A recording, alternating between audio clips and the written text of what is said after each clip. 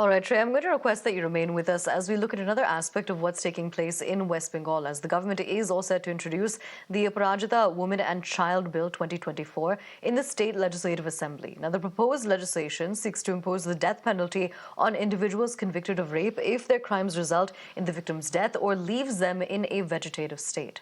Now, additionally, the bill mandates time-bound investigations for rape cases and includes penalties for unauthorized publication of court-related information in these cases. This move follows widespread protests across the state in response to the rape and murder of a 31-year-old postgraduate trainee doctor at Aparajita Medical College and Hospital in Kolkata on the 9th of August. Just last week itself, Chief Minister Mamata Banerjee had emphasized the government's zero-tolerance stance on rape, announcing that the amendment aims to enforce capital punishment for convicted rapists. Banerjee has also threatened to stage a protest outside of the Raj Bhavan if the governor delays assent to the bill or refers it to the president for further review.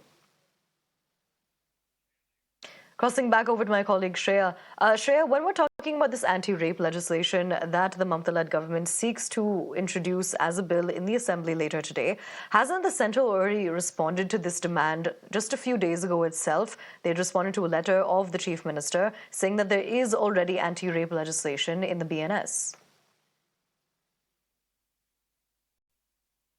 Well, of course, we see a special two-day session has been called by the West Bengal Assembly to pass this new bill, the Aparajita Women and Child Bill. Remember, this bill is talking about the capital punishment that is to be given to the accused in rape and murder cases. Remember, before this, we have seen Chief Minister Mamata Banerjee talking about a strict legislation that should be in place so that such heinous crime can be avoided. Remember, Chief Minister Mamata Banerjee so far have written 2 letters to that of the Prime Minister. In both the letters, we see Chief Minister Mamata Banerjee very interestingly gives us statistics as to how many rape and murder cases is happening in the country daily. She also says that a strict legislation and a capital punishment is the only solution. Remember, after the Arjikar incident, we saw Chief Minister Mamata Banerjee have herself hit the street in protest in the Arjikar incident. She was demanding a quick solve of the case from the CBI. She was also talking about capital punishment. So when it comes to the state, time and again, they have been talking about capital punishment.